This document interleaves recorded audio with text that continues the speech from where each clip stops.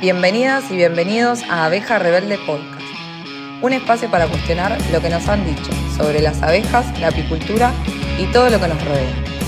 Tómate un tiempo para reflexionar, criticar y revolucionar. Esto es Apicultura Rebelde. Ni todo lo que vuela es libre, ni todo lo que hacemos tiene sentido.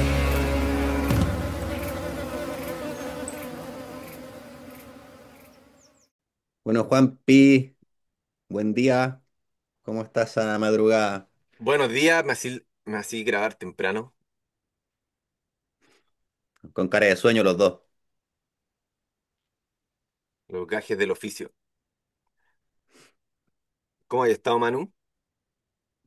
Bien, disfrutando la tranquilidad del invierno, la calma antes de la tormenta, haciendo avances tranquilos en el Yo vengo, campo. sal- yo vengo saliendo de una semana intensa de lluvias, Ah, uff, sí. intensas. Estuve aislado 3 días. ¿Llega a crecer el río con las lluvias allá o no? No, no, no se afecta mayormente. Sí, sí. De hecho, nevó un poquito y luego empezó a hacer calor y toda esa nieve se lavó, las cordilleras quedaron peladas de nieve y el río creció. Se fueron un par de puentes. Yo ni siquiera he revisado cómo está el camino, pero está cortado. Claro, ese río Estuvo crecido, intenso. no me lo imagino, si ya es gigante sin necesidad de crecer. Sí, el problema son los arroyitos que crecen, que se Mm, vuelven gigantes y cortan todo. mira, Pero bueno, igual estuvo entretenido. ¿de qué vamos a Las hablar el día abejas, de eso hoy? sí, las sufrieron. Tuve que ir a ¿Quiénes? taparlas así con plástico ya encima, porque era Ah. mucha la lluvia. Se volaban los techos, que les tengo todo. Si nosotros en las colmenas de la precordillera les ponemos unas piedrotas grandes arriba del techo por lo mismo. Acá las de la Oye, escuela no hacen falta. ¿Ah? hoy día vamos a hablar sobre eh, abejas monofuncionales y o eh, la multiproductividad o la diversificación de las abejas.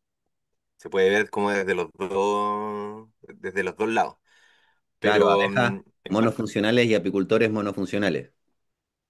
claro, versus apicultores polifuncionales o abejas polifuncionales. Está bueno. O cómo llegar a eso. Mhm. ¿Y por qué se tiene que llegar a eso? Em, y, y quizás como históricamente hablar de que la apicultura por los últimos 100 200 años, y también igual lo entiendo un poco, pero como en esta estabilidad climática en la que hemos estado por mucho tiempo, 10.000 años, ¿cierto? El Holoceno, eh, em, promover la monofuncionalidad de la abeja sí se sentía como un retorno al bolsillo, porque entre más miel promovías, entre más monoproductividad de miel, igual con una seguridad climática, tenía ahí un retorno seguro. Yo aquí en el sur de Chile, que igual digamos, en las partes de Ralún, el sector de la región de los lagos, la gente decía que las colmenas, si los bancos de las colmenas se hundían en el pasto de miel, po, weón. Y hoy eso no pasa. ¿Cachai? Entonces, claro, quizás puede haber tenido sentido en algún momento esta monoproductividad, pero hoy por hoy, esta monoproductividad es lo que nos está llevando a la crisis en la apicultura, po. ¿Es viable hoy hacer apicultura? ¿Es como rentable hoy hacer apicultura cuando, no sé, vos, tenemos casos no floración de algunos árboles fundamentales para en la producción de miel. A veces tenemos floraciones que se han ido acortando con el tiempo, con el pasar de los años, ¿cierto? Antes, si un árbol florecía, no sé, po, un mes, 20 días, ahora florecen 10, 15, conos sin néctar. Ujú, Eh, entonces, en base a esta problemática, que yo creo que muchos apicultores han experimentado últimamente, los últimos 10 15 años, quería pasarte ahí la palabra en cómo ves esto, cuál ha sido como la experiencia igual de la poliproductividad, cómo se llega a la poliproductividad, cuál es el daño genético que se ha ido generando a través de los años con la selección artificial en esta genética de monoproductividad de miel, y eso. No sé si también hay como recomendaciones de, de la raza de la abeja, si tiene que ver algo un poco, no sé, pues dependiendo de la raza, cuáles como son sus distintas características en términos de la poliproductividad que queremos llegar. mm. Ese, bueno, tema razas también es otra historia. Em, pero sí, el diagnóstico es correcto, eh, no abordando todavía el tema de la monofuncionalidad, de la monoproductividad en las abejas, que ha sido buscada y conseguida. Eh, claro, estamos atravesando un momento en que la inestabilidad climática, eh, que el, que el cambio climático, que el calentamiento global, que etcétera, está generando alteraciones en el ecosistema que muchas veces afectan la disponibilidad de néctar en el ambiente, por un lado, y por otro lado, también el avance de la agroindustria y la destrucción de los ecosistemas más diversos, que van quedando muy pocos. Entonces tenemos lugares en que hay una conjugación de estos dos factores, destrucción de la biodiversidad y la diversidad de fuentes de alimento para las abejas, y por otro lado, lugares que por ahí esa destrucción de la biodiversidad no ha llegado, sí hay una alteración importante en el comportamiento de las floraciones producto de las sequías o la concentración de las precipitaciones en unos momentos determinados, en fin. Yo me acuerdo que hace 20 años, 18 años, no sé, cuando tenía colmenas, mis colmenas en la región del Maule, era sencillo conseguir 50 kilos por colmena de producción. No era, o sea, si lograbas desarrollar buenos nidos y tenías las abejas en un buen lugar sin colapsar la carga, obviamente, conseguías rendimientos que estaban fantásticos. Pero claro, en ese tiempo nosotros llevábamos muy poquito tiempo trabajando con las abejas, la miel de exportación se pagaba creo que 700 pesos chilenos. Eh, claro, nosotros producíamos bastante miel, pero para sacarle un mejor precio la envasábamos, la fraccionábamos de a kilo y vendíamos el kilo a $1. eh, en una tienda, así que ellos lo vendían a $1.50 o a Entonces, claro, un desastre. Y después cuando ya empezó a subir el precio, empezamos a diferenciar, empezamos también a decir, oye, nuestro trabajo vale más que esto, el trabajo de nuestras abejas vale más que esto, empezamos a obtener precios un poco más dignos, las producciones empezaron a bajar. Porque, claro, se empezó a hacer evidente estas alteraciones el comportamiento de las floraciones y los problemas Por ejemplo, uno de los apiarios más productivos que teníamos, en una zona de la cordillera de la costa, hermosa, Huedque, eso ardió. Todo, o sea, nosotros ya habíamos sacado las colmenas, pero todo ese ecosistema que era una miel exquisita y muy, muy abundante, todo eso se quemó. Todo eso se quemó. Entonces, claro, el día de hoy ya no es lo que era. Y no solamente se quemó eso, se quemó básicamente toda la zona central del país. Entonces tú ahora tienes renovables, tienes Claro, renuevos que no tienen la misma capacidad de producción. yo me sentí un poco engañado con la apicultura porque la apicultura aún como mantiene la data antigua, pues entonces como no, promedio 20 kilos por colmena, entonces tú tiráis el papel y lápiz, si me compro 20, la inversión apícola igual es costosa, ¿cierto? Igual es alta la inversión, entonces tú tiráis papel, 20 kilos por colmena, y te da, te renta. O sea, está buena, está bueno dedicarse a la apicultura. Pero yo estaba sacando 7 el primer año. Claro. Ya no Y cuadraba. no, pues no cuadra, pues, y te empiezan a, claro, es puro número rojo al final, pues. Em, y, y no sé, sentía que como apicultor en ese momento, como más me faltaban, claro, me faltaban teclas para manos para dedos para el piano que le llaman. Porque era como, no puedo estar aquí en este bosque nativo dependiendo netamente de la miel, po. Y ahí también fue cuando aprendí un poco como del propóleo, Mm. que eh, para mí fue revelador un poco porque no sabía que el propóleo solo aparece como de plantas leñosas, por ejemplo. Y obviamente que de plantas leñosas en adelante también hay, dependiendo qué planta, alguna va a dar más o menos, o no va a dar propóleo. Pero entonces ya era como, wow, entonces, ¿qué pasa en la apicultura que no tiene árboles, por ejemplo, o que no tiene plantas leñosas? Claro, Em, y me fui perdón. encontrando como con, no, me fui encontrando como con toda esta,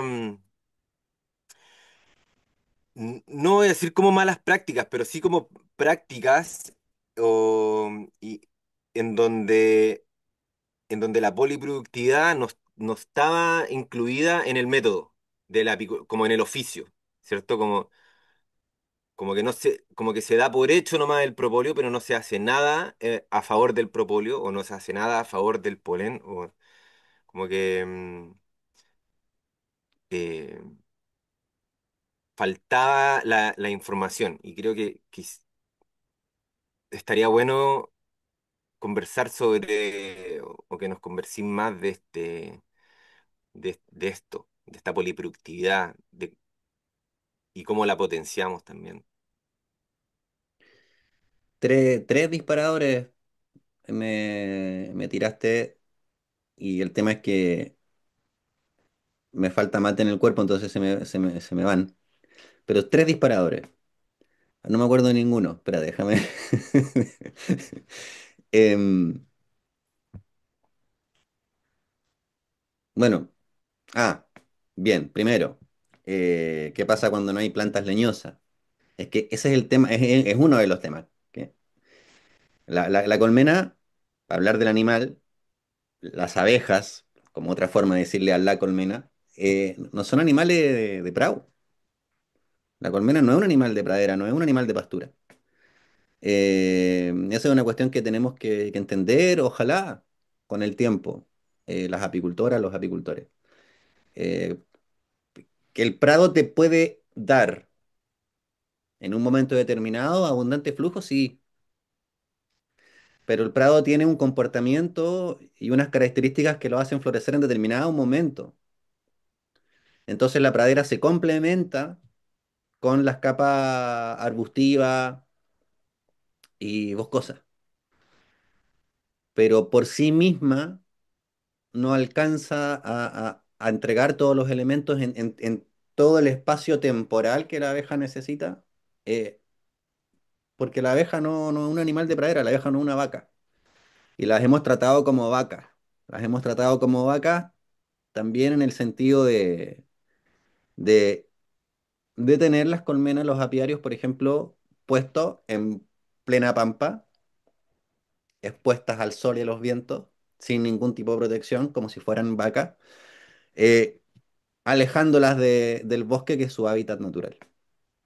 Y eso hemos conversado en los capítulos previos que ha tenido consecuencias importantes también en su bienestar y su salud, producto de esta misma exposición a factores climáticos extremos, la helada, el sol, los vientos.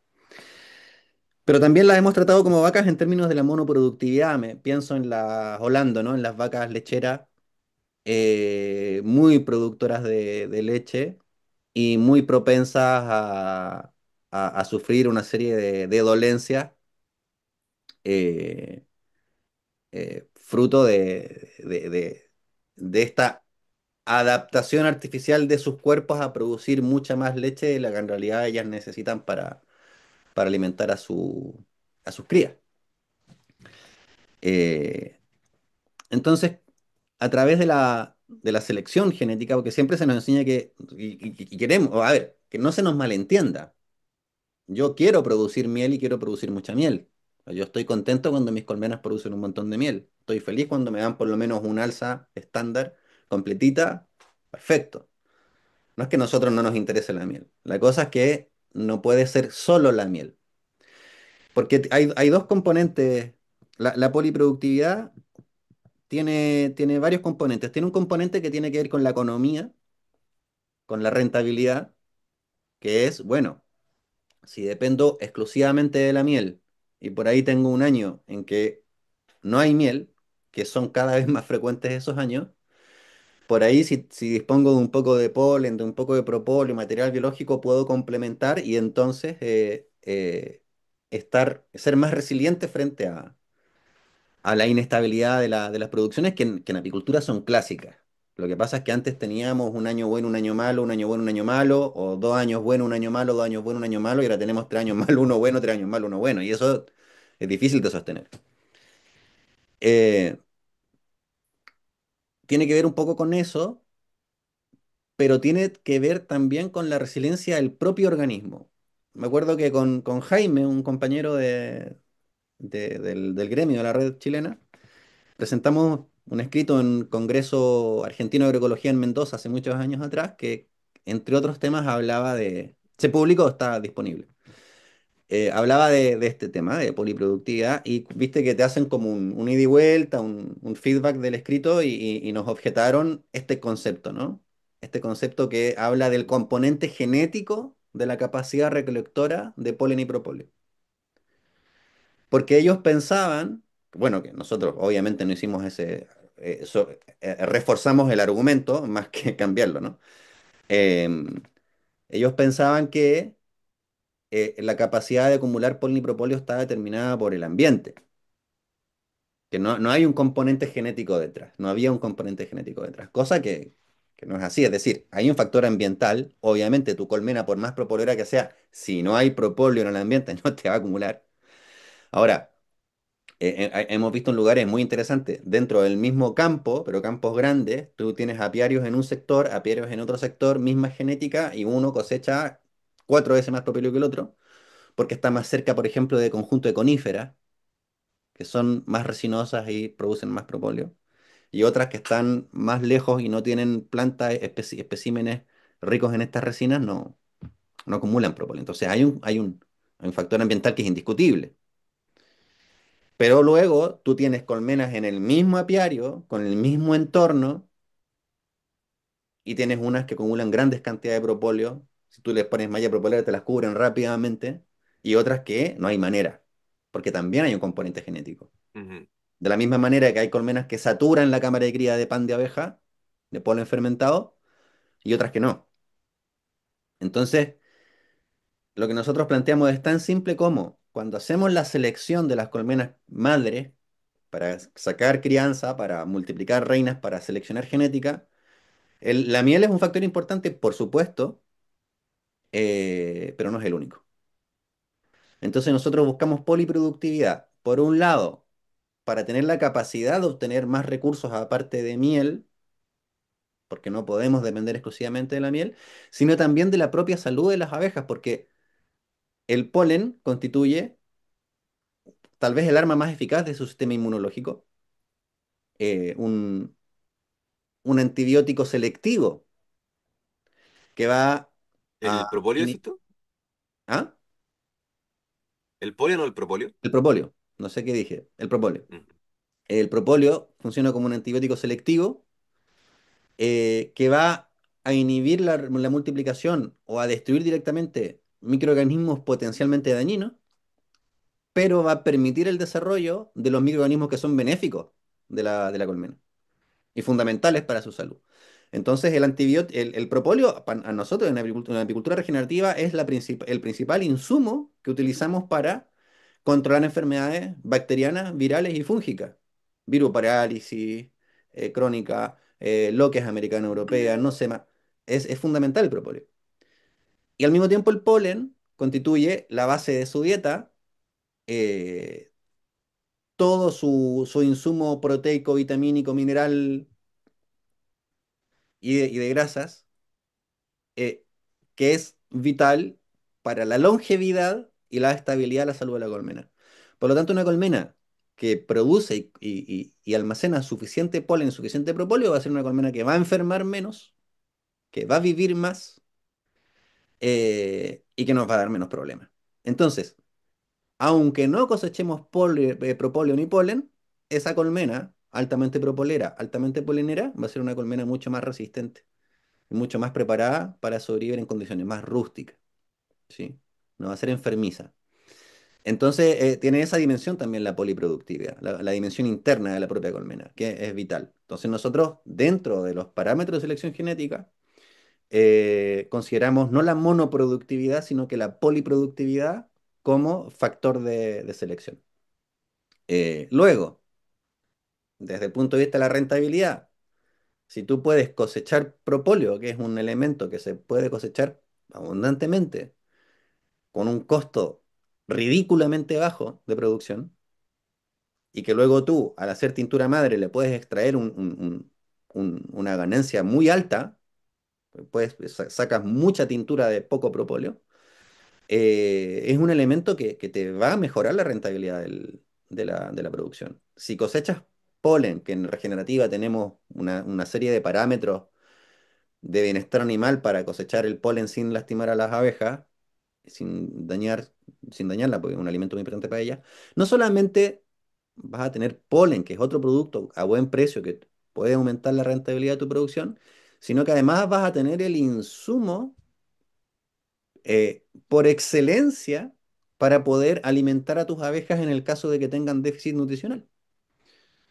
En lugar de estar gastando un montón de plata en porquerías que te enferman finalmente las abejas, eh, como la mayoría de las tortas proteicas multivitamínicos y basuras por el estilo que vende el mercado, tú les das el mismo polen que contiene las proteínas, las vitaminas, los minerales, las grasas, todos los elementos que la colmena necesita.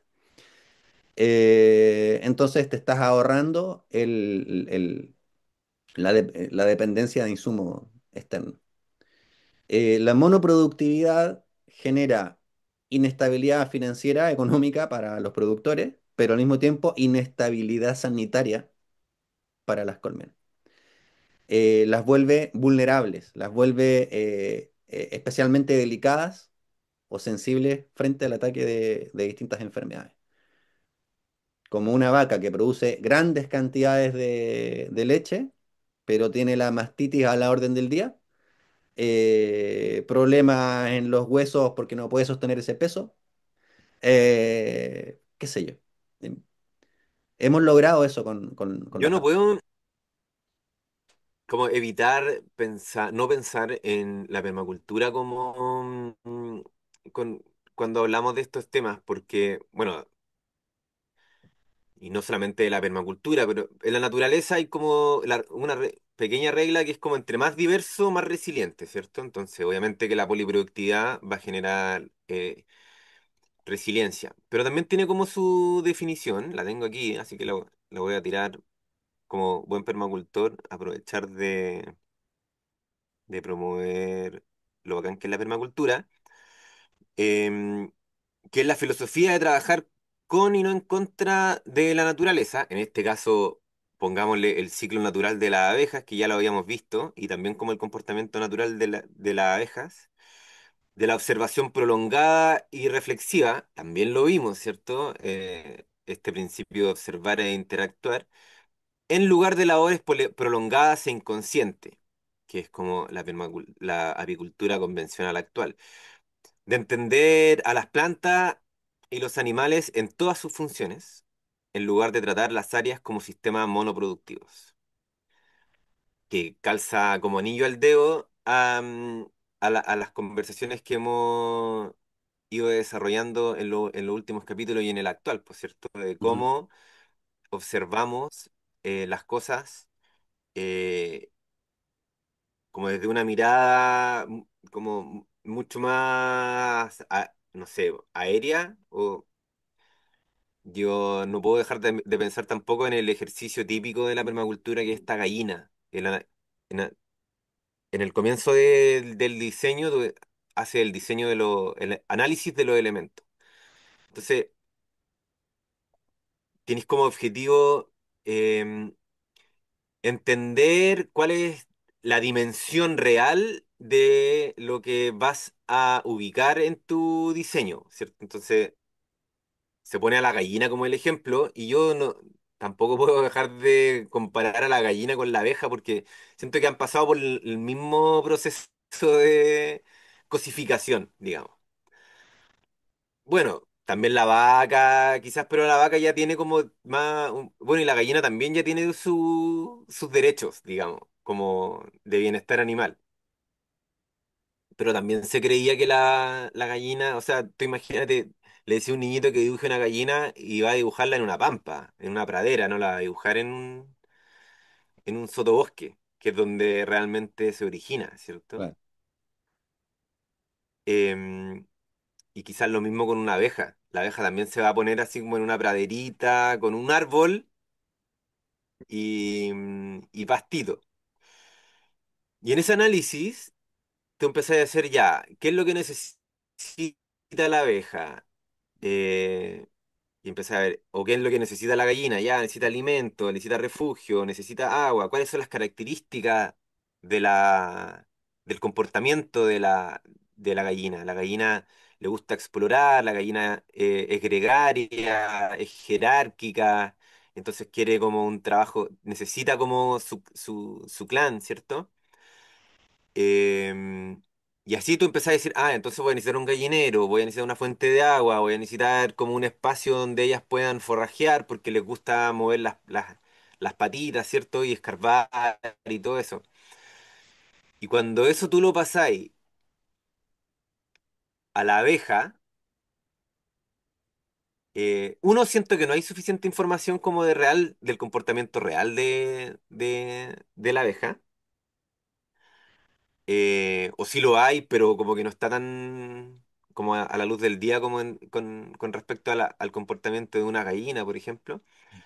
Pero ahí, en ese caso, uno se encuentra, o al menos yo me encontré cuando nosotros hicimos el ejercicio, este ejercicio con las abejas, de que ya vamos a necesitar, eh, cuando plante un árbol, en las funciones que yo le veo a ese árbol, y en este principio de un elemento, muchas funciones que tiene la permacultura, siempre busco, no sé, pues ya, si fija nitrógeno o tal, si fósforo, pero también si produce polen, propóleo o miel, o las tres, claro. ¿cierto?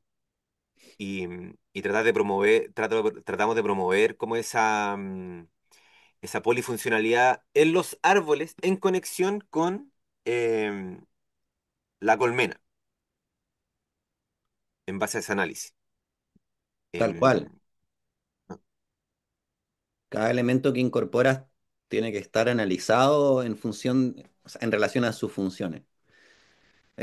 A mí me pasó siempre un poco lo mismo con la colmena comparado con ese ejemplo de la gallina, ¿no? Esta máxima que es así, eh, cada elemento debe cumplir múltiples funciones y cada función importante debe ser sostenida por múltiples elementos, en el fondo como para darle resiliencia al sistema. Claro, la colmena es el ejemplo máximo de un elemento que cumple diversas funciones fundamentales, ¿no? O sea, te otorga medicina, te otorga alimento, poliniza, aumenta la producción de los frutales. O sea, es una parte que es fundamental dentro de esta orquesta para que todo funcione bien. Entonces, cuando agarramos a este animal tan importante dentro de su polifuncionalidad y lo monofuncionalizamos, y al mismo tiempo que estamos haciendo eso con las abejas, lo estamos haciendo con distintos elementos, lo que estamos haciendo es restar resiliencia a los ecosistemas bueno, y provocando esta simplificación horrorosa que tanto daño ha hecho a la misma producción de alimentos.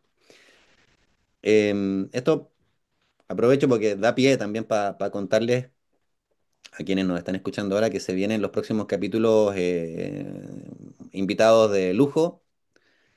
Vamos a hablar de contexto, vamos a hablar de ecosistemas, de salud de ecosistemas, de suelo, de abejas nativas, de si hay competencia o no, cómo se relacionan las abejas melíferas con las abejas nativas.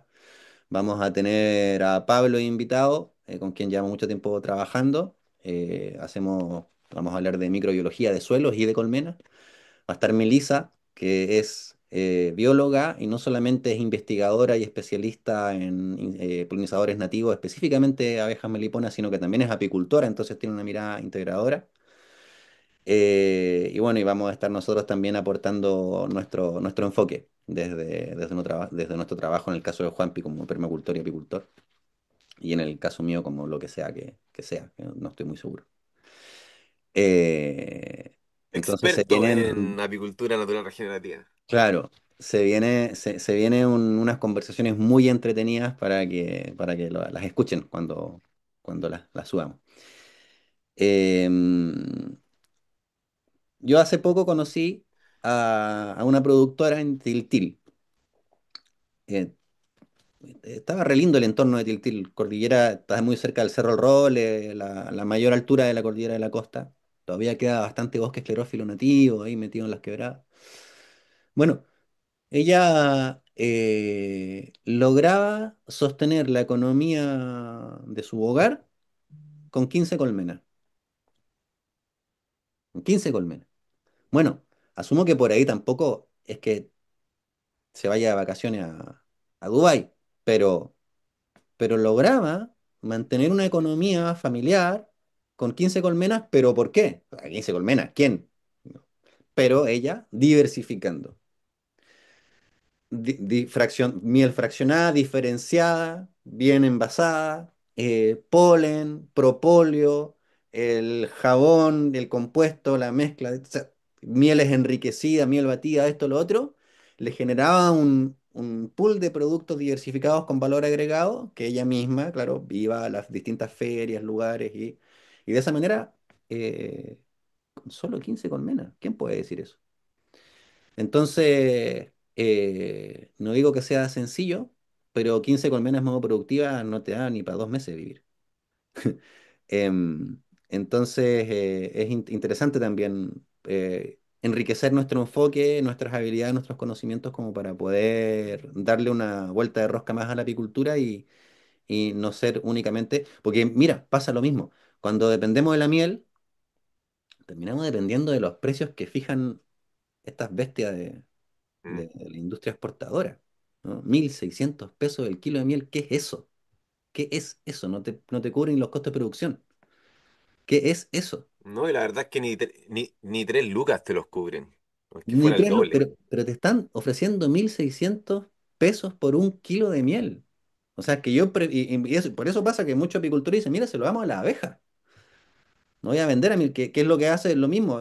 Viña, que no sé si las podemos mencionar o nos arriesgamos a las penas del infierno, pero viñas que fijan el precio interno de la uva a unos precios que ni siquiera pagan, cubren la mano de obra para cosechar esa uva, entonces tú tienes los campos de la zona central de Chile despoblándose, las viñas perdiéndose y la gente joven yéndose del campo porque no hay futuro, porque hay un sistema siniestro en el que dos, tres familias se llevan todos los recursos, fijan los precios y destruyen a los pequeños productores que son la base de la alimentación en el planeta.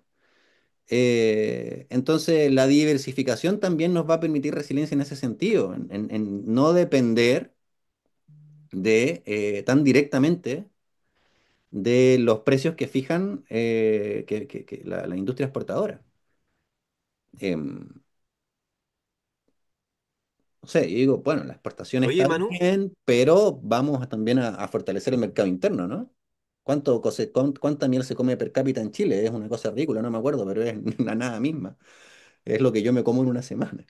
mm, En la medida en que se fortalece el mercado interno, capaz que no, ni siquiera necesitamos exportar. Pero tampoco es que seamos tremendos productores de grandes volúmenes de miel.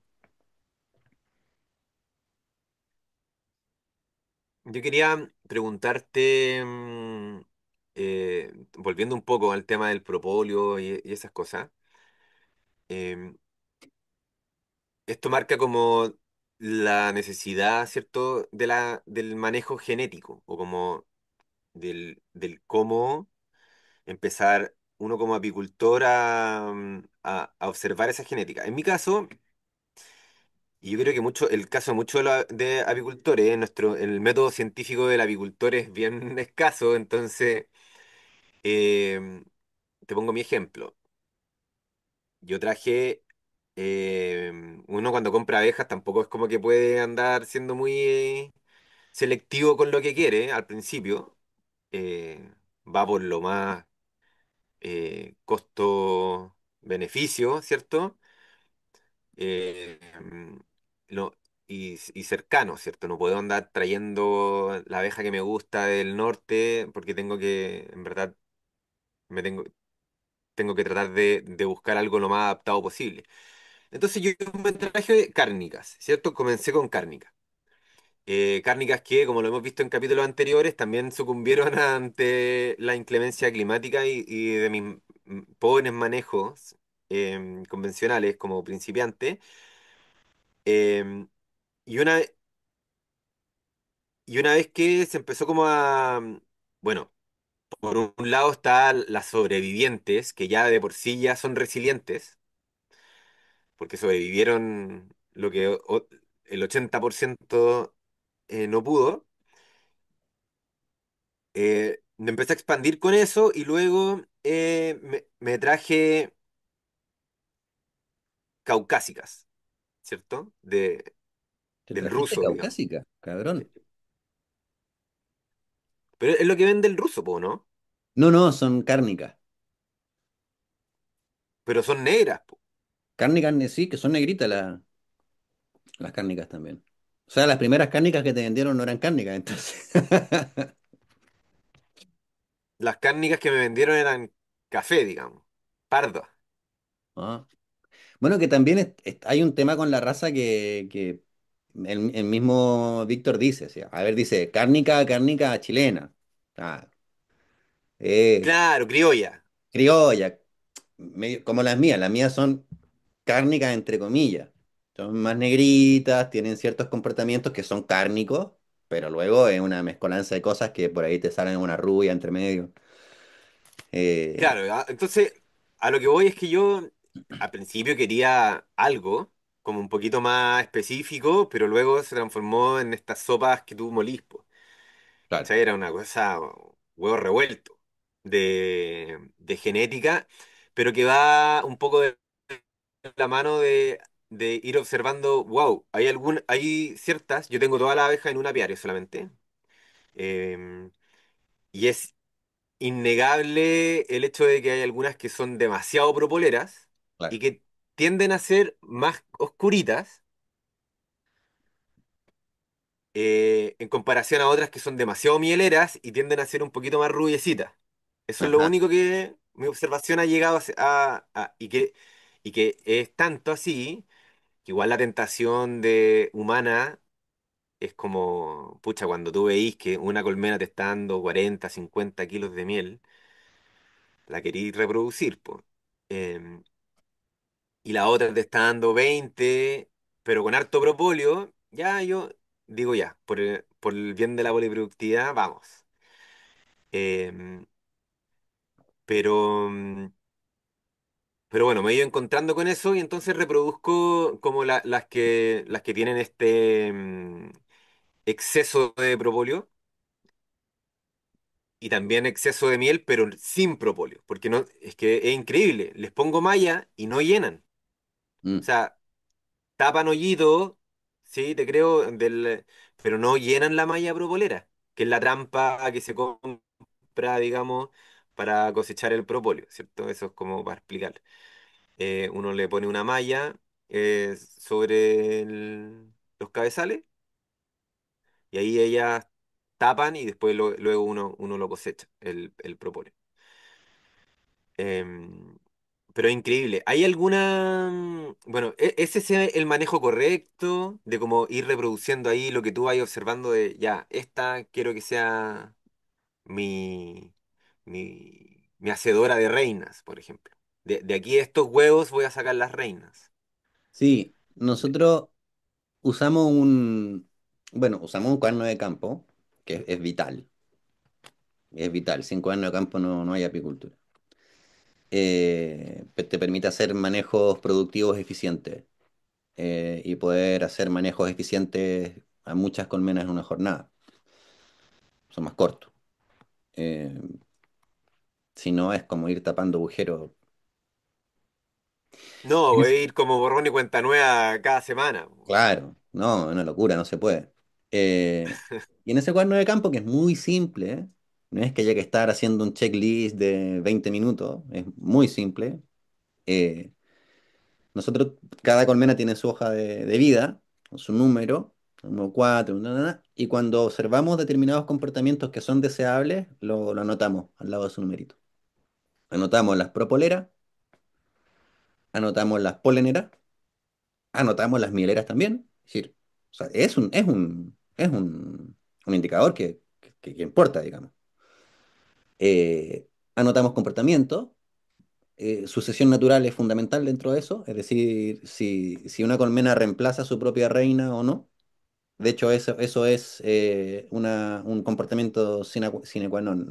No se multiplica si no reemplaza a su propia reina. No califica. O sea, no solamente tiene que es más importante incluso que la poliproductividad para nosotros.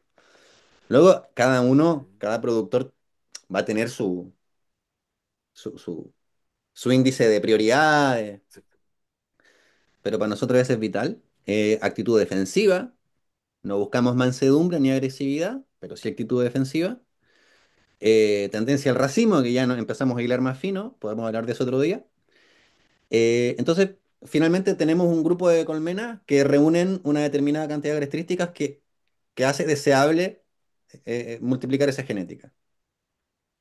Son pocas las que reúnen suficientes características. Bueno, a esas que reúnen suficientes características se les hace un test de comportamiento higiénico. Y a las que tienen un elevado comportamiento higiénico, además de las características anteriores, entonces son las colmenas que se seleccionan. Que son todas herramientas que cualquier productor puede hacer en su colmenero. Y de esa manera, de verdad que logra, o sea, nuestro enfoque es, porque por ahí, no sé si has escuchado a veces que como enfoques que dicen, no, porque las abejas se cuidan solas, se han cuidado solas 120 millones de años. A ver, se cuidaron solas 120 millones de años hasta que llegamos nosotros y ya no se cuidan más solas. Entonces, esa autonomía que queremos recuperar de vuelta no es, voy a dejar que se mueran todas y la que sobreviva. No, esa autonomía es, bueno, vamos a empezar a observar, vamos a empezar a seleccionar, vamos a empezar a buscar ciertos comportamientos para poder multiplicarlo. Poliproductividad es vital porque habla de salud, de longevidad, de fortaleza, o comportamiento higiénico también, es decir, abejas que son poliproductivas e higiénicas. Muchas veces van a recuperarse solas de determinadas enfermedades sin que tú te des siquiera cuenta, lo hemos visto. Eh, y entonces es importante eso, como tener un criterio de selección genética que vaya más allá de la simple cantidad de miel que produce la colmena, porque eso no alcanza. Ese criterio nos ha llevado hasta donde estamos ahora, que es colmenas absoluta y completamente dependientes, sin autonomía. Y esa falta de autonomía se traduce en plata y en horas de trabajo. Horas humanas y dinero, porque tienes que sostener artificialmente. El pobre bicho que produce un montón de miel, pero no es capaz de sobrevivir por sí solo. Es como un tema que es importante ponerle atención y desarrollarlo y conversarlo y trabajarlo en nuestros colmenares, porque es fácil, digamos. O sea, es observar, anotar y criar reina a partir de esas observaciones. Claro, si el problema es que es más fácil no hacer nada Claro. y, y cuando te están como se reproducen todas o la mayoría, ¿cierto? Vamos. Entonces no hay como una selección genética real, po. Que me ¿Qué hace es lo que pensar, pasa? Pues yo probablemente a muchos y muchas apicultoras. una vez en San Vicente de Tahuatahua, un estudiante de un curso de apicultura me pregunta, ¿qué posibilidades hay de que la apicultura sea mi principal actividad económica. Me dice. Digo, todas las posibilidades del mundo en la medida en que le dediques el tiempo y los recursos y la atención que requiere una principal actividad económica. Porque luego también tenemos la idea de que, claro, las abejas van a resolver nuestra economía y le voy a dedicar los domingos. No. Es decir, si tú quieres que sea tu principal actividad Sí, el económica, va Excel, a requerir la energía que le vas a tener que meter a mm, cualquier principal actividad económica. Y si no es un hobby, y es un hobby y está bien, no digo que... Pero es que por ahí las expectativas a veces son medias delirantes. Como voy a vivir de la apicultura y voy a trabajar los domingos. No, lo siento. claro, porque la data es simplista, pues, weón, la abeja, mantenimiento una vez a la semana, máximo, de repente una vez cada 10 días, 20 kilos por colmena, Suena hermoso. weón, suena al negocio de la vida, pues, ¿cachai? Bueno, con las Y africanizadas los marcos negros, logran nadie acercarse a habla de eso, los ¿ah? marcos negros. Con las africanizadas logran acercarse a eso, ¿ah? ¿Por qué? Porque Sí. genéticamente son muy autónomas y viven en ambientes que son muy propicios para la acumulación de miel. Pero acá estamos re lejos de eso. Oye, Manu, yo lo dejaría hasta aquí nomás el capítulo. Sí, hay que irse a los Em, colmenares, que dejó de llover. Yo terminamos el capítulo y agarro la camioneta y me voy. Te quería tirar una pregunta del YouTube. Em, voy a la pregunta, voy a la pregunta. La pregunta es sobre el capítulo anterior que tiene que ver con la enjambrazón, ¿cierto? ¿Dónde están los Ujú. comentarios? Aquí. Dice más o menos así. Va una pregunta. Entonces, en la primavera apícola, ¿puedo poner mi alza sin abejas? Ella hace unos días encontró su abeja muerta, entonces ya tiene un cajón en donde se murieron las abejas y pregunta si es que puede poner su alza sin abejas. Eh, el detalle es que tiene un poquito de miel. ¿Se podrá llegar a instalar un enjambre en ese cajón? Y si no, ¿cómo cazar enjambres? Nosotros usamos mucho las trampas caza-enjambre en la época de enjambrazón, que son, claro, alzas con marcos. Nuestras trampas caza-enjambre, bueno, por ahí es muy largo explicarlo acá, pero el principio es simple. Son alzas con marcos. Ojalá ahí usar marcos negros, porque los marcos negros tienen una alta concentración de feromonas que atrae los enjambres. Y lo que es importante es no solamente, bueno, Como cebo, el marco como negro. cebo, claro, como atractivo. Viste que te venden los feromonas en la pica, te venden los feromonas. Ponle un marco negro, ya está. Eh, Mm. Usamos eso. Nosotros, cuando termina la temporada, agarramos los marcos negros, están más hechos pelota y eso lo fundimos. Y luego seleccionamos marcos negros que están para fundición, pero todavía por ahí no están tan mal, y eso los guardamos para los caza-enjambre de primavera. Cuando empieza la época de enjambrazón, cuando se acerca la época de enjambrazón, disponemos los caza-enjambre, y lo que es clave es es entender que el enjambre no es pelotudo, porque nosotros siempre trabajamos con la naturaleza como si fueran todos imbéciles y nosotros unos genios. Entonces tratamos a la abeja como si fueran idiotas. Entonces, las abejas están buscando un lugar eh, acorde a su proyección. Entonces, si tú quieres atrapar enjambres primarios grandes, poderosos, muy poblados, no le pongas una cajita sola, porque esa cajita sola te va a atrapar un enjambre de porquería, una pelotita de ping-pong, ¿sabes? Porque el enjambre grande está buscando una casa grande donde, donde pueda proyectar un crecimiento. Entonces nosotros las trampas casa enjambre las ponemos de mínimo tres cuerpos, tres alzas. Ponemos marcos en las alzas de arriba. La primera no ponemos marco porque el enjambre siempre va, o sea, la colmena agarra de arriba y empieza a bajar. La colmena no agarra de abajo y empieza a subir, eso es el manejo que hacemos nosotros. Pero la colmena en la naturaleza se posa en un tronco de un árbol hueco y empieza a crecer de arriba hacia abajo. Entonces nosotros ponemos los paneles arriba, brilladitos, en columna, el cuerpo 3 y cuerpo 2 y el cuerpo uno vacío, porque en el fondo simplemente es para darle el volumen a la colmena. Y esas trampas caza-enjambre las disponemos en distintos lugares y cuando llega un enjambre a un sitio, luego empezamos a concentrar en ese sitio trampas caza-enjambre porque los enjambres, por razones que no conocemos, suelen escoger determinados puntos. Entonces, una vez que ya entendemos que los enjambres llegan acá a este álamo o llegan acá a este lado del galpón, empezamos a concentrar todas las temporadas los caza-enjambres ahí y conseguimos capturar muchos, ¿eh? Sobre todo si tienes algunos apicultores cerca. Puedes capturar muchísimos enjambres. Algún año capturamos 23, por ejemplo. He sabido de gente que captura muchos más. ¿Estos Pero son enjambres que tú capturas de que se te enjambran a ti? Bueno, tú tenías un vecino que también es apicultor.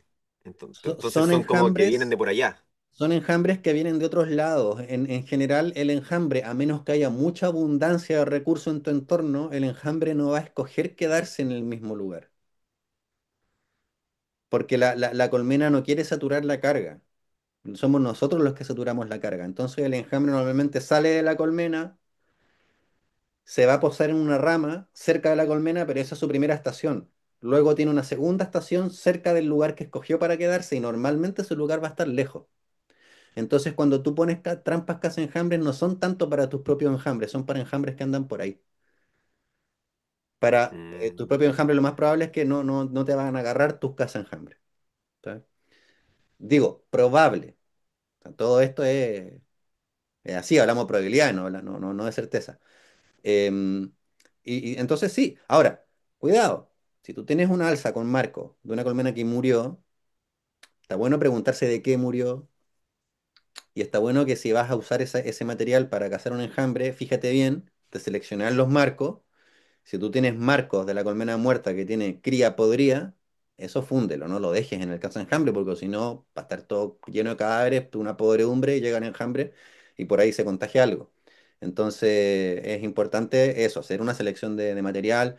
Normalmente los apicultores tendemos a dejar las colmenas muertas en el apiario y eso es una mala costumbre, o sea, me incluyo. O sea, muchas veces como uy, se murió una colmena y queda ahí 3 meses, pero en el fondo lo que hay ahí 3 meses es un cadáver. Lo que pasa es que tú ves la cajita de madera, pero adentro tú tienes todo podrido, abejas, larvas y un foco de infección. Entonces hay que tratar de ser muy, muy pulcros y cuidadosos en ese sentido. Pero sí, claro, el enjambre, o sea, capturar enjambre es una buena... Cuidado que te pueden llegar enfermedades con esos enjambres. Normalmente nosotros les damos la bienvenida con ácido fórmico, es decir, el enjambre se instala una semana antes de que la cría se selle. Tú le das una sola aplicación de ácido fórmico y con eso logras limpiarle toda la barroa forética, que va a ser toda forética porque todavía no tiene cría sellada. Entonces le haces una barrida de 80-90% de barroa forética y además de ácaro traqueal en el caso de que traiga ácaro traqueal. Entonces está bueno hacer un tratamiento de bienvenida, sobre todo si es un enjambre que no sabes de dónde viene y por ahí puede traer parásitos. Excelente. Oye, sobre lo que decía, siempre me gusta este libro, de los pocos que he encontrado por ahí que habla, fue como es un libro que es de un científico que investigó a la abeja, entonces lo que hizo él, para darle contexto al libro, es que él se fue a una isla donde no habían abejas, ¿ya?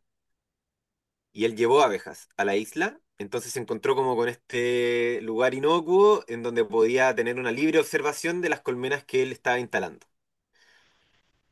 Y su objetivo era ver un poco el comportamiento de los enjambres. Pues este libro se llama La democracia de la abeja. Ahí encontró como el cómo deciden las abejas enjambrar, dónde irse y todo. Dentro de las cosas que encontró, es que ya solo el 3 o el 5% de las abejas obreras son exploradoras. Ya, y exploran hasta 70 kilómetros cuadrados buscando eh, una casa ideal, escaleta, 70 kilómetros cuadrados. Un montón. Y esto habla de lo que tú decías y que se correlaciona con el hecho de que no están, eh, tienen la predisposición de irse más lejos, po, y expandir el territorio. Yo creo que esa es la forma de expandir territorio. La evaluación que hacen está basada en criterios muy firmes, que no son como innegables. Volumen del nido. aproximadamente 40 litros. ¿Viste? ¿Cuántos litros tiene un Landstrom? Yo no cacho. No sé. Es la típica pregunta que nunca, o sea, yo llevo, incluso Nunca. al principio, los primeros años fabricaba mis cajones y me preguntan cuánto mide el cajón y puta idea. Son las típicas cosas que no, esa información nunca la almaceno en mis redes neuronales. Nunca. Pero lo que nosotros hemos Bueno, y sacado en términos de la, litros es tres Langstroth, ¿eh? Porque es lo que te permite capturar enjambres potentes. Si dejas cazar enjambres chicos, te ven enjambres chicos.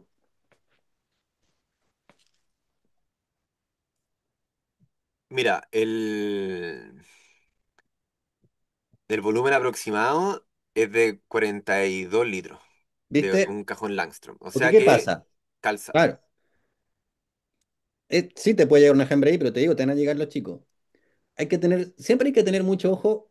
No digo, me parece interesante. Anoté el nombre del libro, lo voy a buscar. Me parece un experimento interesante, pero siempre hay que considerar, por ejemplo, lo hablábamos ayer con Melissa, que conversamos un poquito de cuando la invité al podcast y eso. La interpretación en una investigación es un factor. Y la interpretación, aunque sea el tipo más método científico de coso, eres un ser humano y va a ser subjetiva la interpretación de los datos. Tú tienes datos objetivos e interpretaciones subjetivas. Y los datos son objetivos porque tú partiste de una base. O sea, todo finalmente tiene una base que es una tautología. Siempre tú escoges un punto de partida. Y todo eso está Claro, viciado este gallo lo que hizo, por tus preconcepciones, está viciado por tu propia subjetividad. Tú escoges cuáles variables vas a considerar, cuáles variables no vas a sí, considerar. po. Bueno, Escoges es que esa es hacerte el la ciego frente hipótesis a ya ciertas realidades. te limita, po. Ah, Si te dio dice, una hipótesis y queréis comprobar la hipótesis, po. tal cual. Y tú dices, bueno, es muy interesante lo que hace esta persona, pero dice, a ver, ¿qué raza de abeja escogió para hacer el experimento? Que tiene determinados comportamientos según la raza. ¿En qué estado venían esas colmenas? Una isla donde no habían abejas. La colmena refleja el ecosistema. La colmena refleja el ecosistema. Estás introduciendo colmenas en un ecosistema que no tenía abejas melíferas. Ese comportamiento, que es un reflejo de esa isla, es aplicable, ¿sabes? Lo puedes sacar de esa isla. O sea, es una observación interesantísima, que seguro que hay mucha data que está buena, pero hay que entender todo esto. Porque muchas veces dice, Sí, lo leí en un estudio, listo, ya está, es así. Cuidado. en corto, este gallo lo que hizo fue simplemente poner como distintos tamaños de cajones, trampa o caza enjambres, y, y en el proceso de selección de casa, de nueva casa, las abejas prefirieron sobre los 40 litros, o sea, no prefieren espacios pequeños, ¿cachai? Chao. Eso, y entonces él llegó a un aproximado de que de 40 en adelante y no tan grande tampoco, la abeja lo prefiere. Y también llegó a otra conclusión de que la tasa de sobrevivencia de los enjambres en como lugares erróneos, pequeños, por ejemplo, es baja. Y otra cosa que encontró, porque puso mirando para el norte, para el sur, para el este, para el oeste, distintos tamaños, eh, que la entrada a la casita eh, de 12 centímetros cuadrados aproximado, o sea, es pequeña, eh, y ubicación adecuada.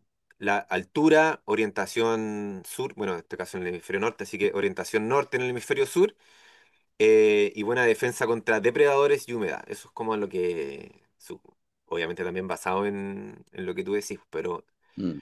pero tienen como esta inteligencia de elegir, Sí. de tomar la decisión de elegir un lugar que tiene No, mayor posibilidad de sobrevivencia, es ¿cachai? Para impresionante porque ellas. Increíble. no solamente toman la decisión, sino que deciden sobre una serie de alternativas. Es extraordinario. Claro, esto se llama la democracia de las abejas Porque, eh, porque perdón, es una decisión democrática casi. está Obviamente no es estudiado, democracia, pero está estudiado el código en que la exploradora comunica la fuente de alimento y te comunica distancia, orientación, qué alimento es, y de esta forma las abejas deciden a dónde van o dejan de ir. Y si la fuente de alimento desaparece cuando llegan, se estudió también que no es que vuelven a la colmena, sino que recuerdan los otros datos que recibieron y deciden en vuelo y redireccionan a otra, a una segunda opción. Es extraordinario. Ahora, por ahí a lo mejor este tipo lo describe o está descrito y yo no lo he leído, no lo sé. ¿Cuál es el código en el que las exploradoras comunican las características de la casa que encontraron que les permite a las abejas decidir? lo saca, pues, weón, lo saca. Qué Porque interesante. Bueno, él, tarea. ¿Cuál es el él lo que código? hace, Esto tiene. él pinta a la abeja. Entonces, él pinta a la abeja cuando las pilla dentro de una... porque tú cachai que las abejas están, Era una se isla cuelgan, se cuelgan, ¿cierto? Y ahí comienza el proceso de búsqueda, construcción. de exploración. Y ahí entonces él dice, ya, esto pueden tardar hasta 24, hasta 3 días pueden tardar en buscar un lugar. Eh, Claro. y entonces él llegaba y pescaba a las que estaban en un cajón y las pintaba. No sé cómo las agarraba, pero las pescaba, las pintaba en rojo. Entonces después él volvía al enjambre y veía qué estaba haciendo la pintada de rojo que había explorado el cajón que estaba con tal orientación, con tal litro, tal cantidad de litros, con tal altura, y llamó la danza, no sé cómo se dice, zarandeo creo que se llama en español, pero es como el waggle que le llaman. Entonces, ¿cómo se mueve? Y entre mejor y entonces, si una abeja encontraba un lugar piola, o un lugar así como no tan bueno, ella decía, pucha, mira, encontré este lugar, tun, tun, tun, y Es bailaba, medio oscuro. bailaba menos intensamente que una que encontró un lugar muy bueno. Entonces, como que genéticamente saben qué lugar es muy bueno y se vuelve más intenso. Entonces, ¿tú encontraste un lugar bueno? Vamos a revisar. Chum. Se van otra exploradora a revisar el lugar donde ella dijo que estaba bueno.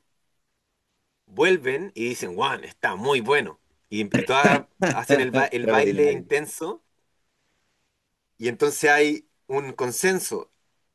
Hay unas que están bailando por acá, hay otras que están bailando por acá, hay otras que están bailando por acá, hay 3 lugares distintos, hasta que llegan a la decisión de cuál es el mejor lugar, después de haber observado los 3 lugares, y este gallo bajó todo eso a data, po. Sería un Increíble, consenso más que una la democracia. investigación. Es consenso, Mm. es consenso, sí, po. Muy interesante, Juanpi. Gracias. Son increíbles. Es entretenido el libro, y a mí me encantó como lo leía en el momento político y decía, bueno, la abeja es como un plebiscito, no sé, es como un momento en donde también la monarquía se rompe, po, Las ¿cachai? abejas son de Como el guillotina, concepto ¿eh? de Las monarquía, abejas son de guillotina. Sí, sí, sí, sí. De monarquía nada. pero bueno. Bueno, Juanpi, ha sido un Eso gusto. sería todo. Sí, que muy entretenida Sí, la bacán. mañana. Me supo bien el mate. Y recuerden, próximos capítulos, invitados de lujos, invitados y invitadas de lujo. Sí, va a estar muy bueno. Aprovechen. Se viene bueno. Bueno, Ya, Manu, suerte ahí en tu pega, en tu un abrazo, trabajo. compañero. Nos vemos prontito.